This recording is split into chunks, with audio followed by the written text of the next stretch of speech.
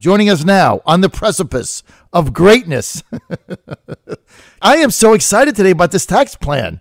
I can't even attempt to curtail my bubbling over enthusiasm on this Monday. This is a great tax cut plan. Now, could it be better? Sure. Everything could be better. Well, my basketball team won Saturday on the road at St. Patrick's. Get this. You want the score? They're finally getting my system. After 3 years, we're finally getting there, right? Everything is working. We crushed St. Patrick's on the road 89-24. That's called 65-point win. Okay? This I'm so excited about. This is like a 65-point. Look, could it have been better? Sure. But this is a great tax plan right here. And I'm so excited. It's going to grow the economy. Everybody's getting a tax cut. It's super. And we can go through the numbers, but instead, joining us now, Congressman, 7th District, Republican Dave Brat. Congressman, good to have you with us. Now, I want to tell everybody that Dave Brat is the only legitimate economist elected to Congress. Everybody can talk a good game, or they can say they did this or that, but Dave Brat, doctor, PhD of economics, taught economics at Randolph-Macon College, and he's got a doctorate in it, so he's the only really legitimate economist in the whole damn place. Dave, good to have you. Hey, John, great to be on. Yeah, I'm totally excited. Sometimes we forget to celebrate when good news comes in, and I think there's going to be a lot more good news coming in. And then I'll challenge everybody listening today. The challenge is listen to people who you believe, and if you think I got it right, go to my Facebook and look at some of the information there. Politico has a couple articles out over the weekend we can get into if you want on the details of how they're doing misinformation on this plan. But it's very important, right? The left is just trying to block this thing and say it's terrible. We need our side to write and educate your neighbors and friends as well that this is morning in America. We got some great news coming. The other thing, Congressman, you're so right. The messaging on the Republican side, on your side, is so bad. In fact, I got to be honest. Somebody said to me today in a text, they said, "Oh, John, all you're doing is reading the White House talking points on this." And I laughed at that because the White House talking points stink too. I mean, like, they can't get this messaging right. All they have to say is the truth. This middle-class tax cut is going to affect just about every American from making $10,000 to $200,000. Almost everyone, except for a small percentage, is going to save a ton of money on their taxes. And the other thing is, Marco Rubio had a great impact on it, because the other thing it's going to do is it is going to be able to, for middle-class people, Congressman, reduce the payroll withholding tax immediately. So you don't even have to wait. You're going to get a bigger paycheck come the middle of January, right? Yeah, no, that's right. And, we're rattling off the stats. Finally, a family of making $40,000, which is a lot of people in Virginia, are getting over $1,000 back, $1,500 back. If you're making $70,000, you're getting $2,000 back. And go read these political articles. I'm going to post them right now. They say the winners are the rich, right? So that's their key buzzword, the rich. But then under losers, they hit us both ways. They say the losers are the people who make a lot of money up in New York and Jersey and California, right?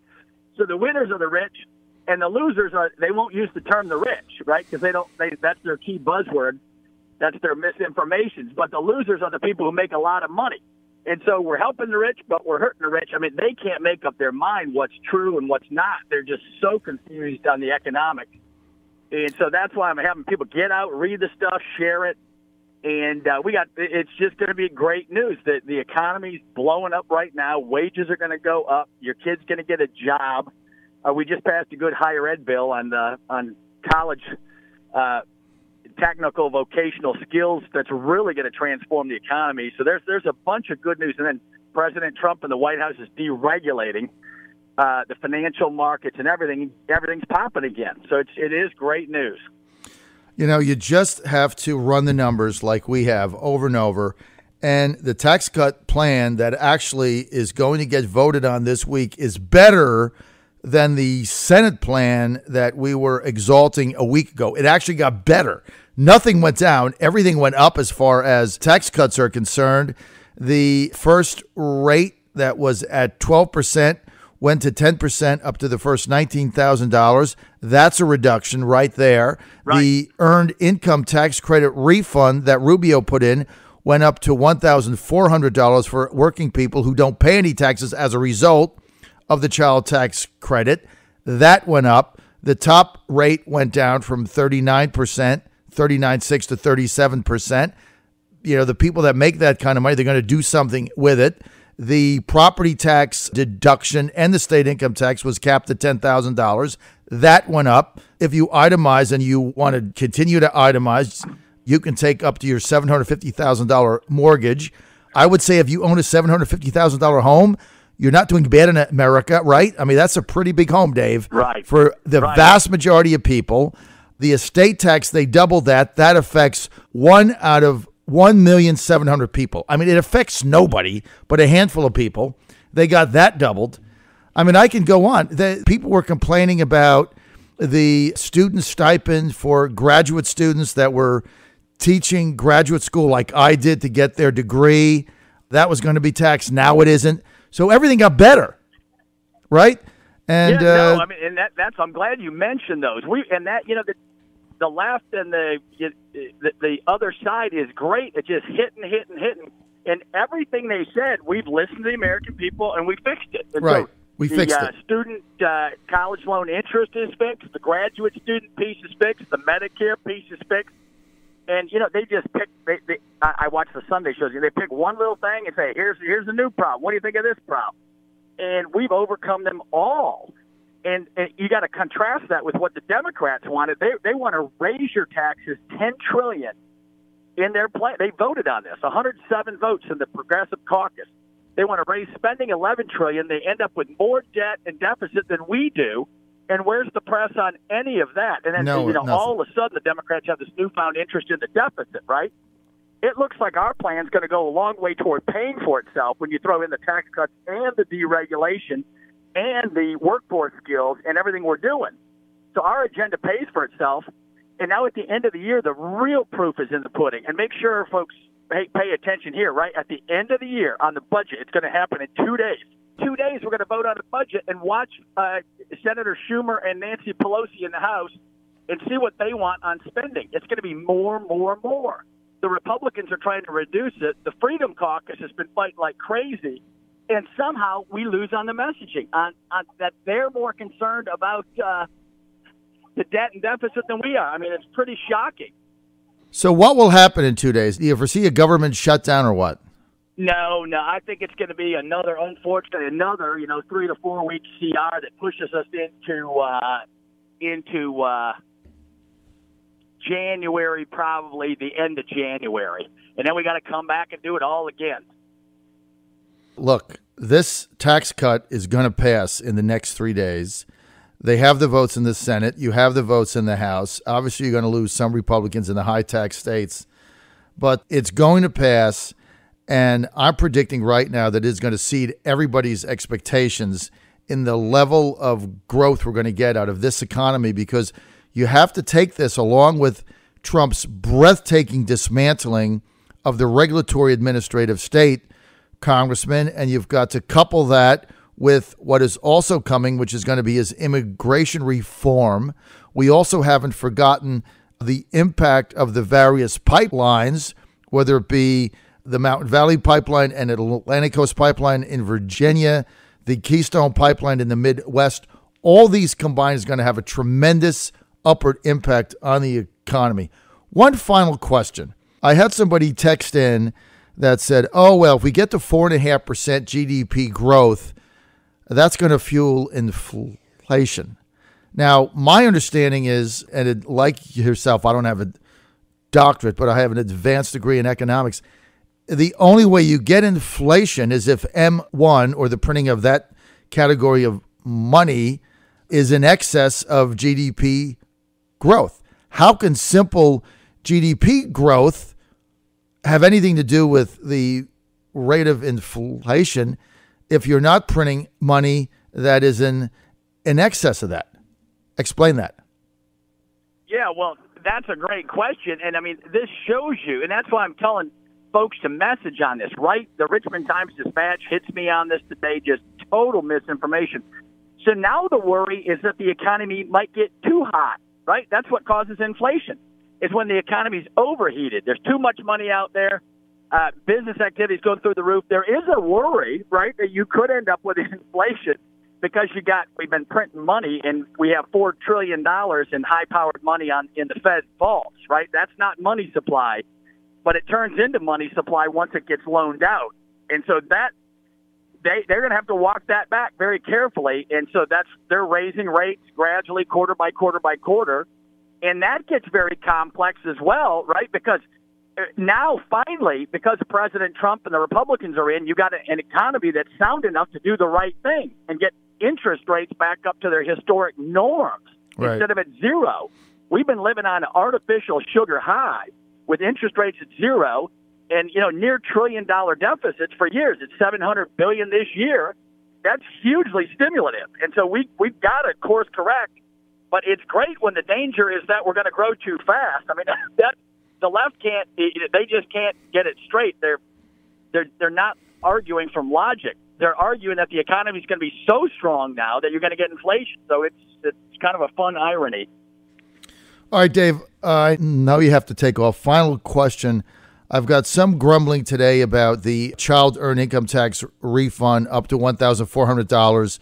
Some of our listeners saying, well, that's welfare, which it isn't because it's for working people. Or how come the earned income tax credit didn't go away? I was not in favor of eliminating that, and I was 100% in favor of Rubio's bill or suggestion. How do you respond to those on the right that don't like the fact that you don't pay any federal taxes and you're part of the working middle class or working poor or whatever, and you get a refund back? Yeah, well, I think their gut level is right in terms of the overall package in terms of where we are right now, right? The labor market is terrible. You got people leaving the labor market instead of entering the labor market. The federal individuals can get $40,000 each in federal assistance. If you got 2 kids in school, you get $26,000, and then at local programs as well. And so the average person that's going to work all day very hard, and they see a buddy of theirs working the system, they're ticked off, and that is correct. And so President Trump and Paul Ryan, the next step is we're going to do welfare reform for able-bodied people, right? The people in the safety net, the disability folks, the folks who really need help and can't go work, we want to help them. But the able-bodied, they have, in my world, they have capabilities given to them. They have a special purpose on life. It's not just to collect a welfare check. They have skills that we need to enable and make them successful. And so that we've got to have policy that better aligns our workforce needs with all these people that have huge capabilities that we can get back in the workforce and make this country get growing on all fours. We can get up to 4% if that happens. Congressman, though, wouldn't you agree with me that the child earned tax credit up to $1,400 that Marco Rubio got in from $1,000 and the earned income tax credit, that really is separate from entitlement reform or welfare reform because that only goes to people that are working, right?